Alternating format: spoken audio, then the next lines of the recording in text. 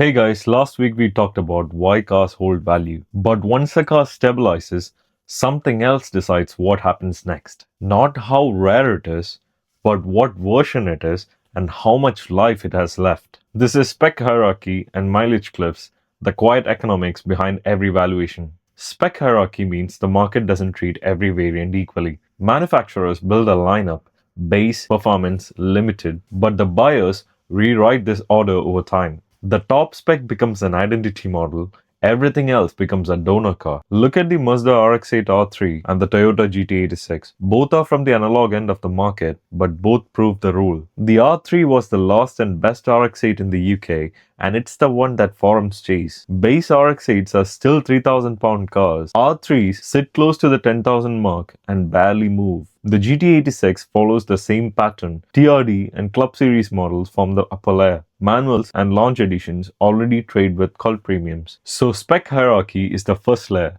It separates the survivors from the stock. Step up in price and the hierarchy becomes more about intent. The Aston Martin DB9 GT was refinement, while the V12 Vantage was aggression. The market knows the difference. The DB9 GTs sit flat around 55k.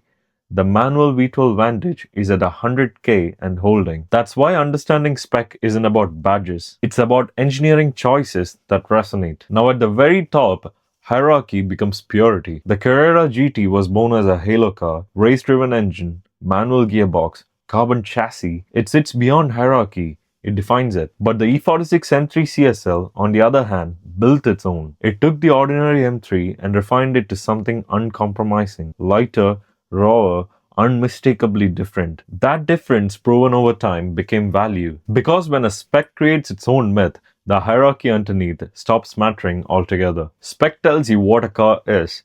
Mileage tells you how much of it is left. Mileage cliffs are the invisible walls that split the market, typically at 40k, 60k, and 100k. Below it, the car retains its value. You cross it, and liquidity vanishes. The V12 Vantage again is a perfect study. A 25,000 mileage car trades in the ballpark of £90,000. The same car at 60,000 miles trades at 65 or maybe less. Nothing mechanical changed, but liquidity vanished. Same with the GT86 or RX-8 R3.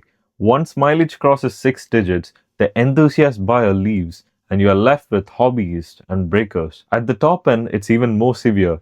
A Carrera GT with 10k miles trades around 1.3 million, while one with 25k can sit unsold below the 1 million mark for months. Mileage cliffs compresses the market vertically. They create artificial scarcity without needing rarity. Now let me tell you where these two factors intersect. Spec hierarchy gives immunity, and mileage cliffs enforce discipline. Collectors forgive miles on rare trims, but punishes them on common ones. A 70,000 mile CSL still has buyers. A 70,000 mile base M3 doesn't. That's why value isn't about mileage alone. It's about where that mileage sits in the hierarchy. And once you understand both, you can actually see the market self-regulate without needing hype. So when you scroll through listings, stop asking how clean. Ask what spec and where does it fall. Because that's what controls liquidity, not condition or color or noise. And that's what we track here every week at the Driveholiks Automotive Index. How each car moved through its hierarchy and across its mileage cliffs, week by week,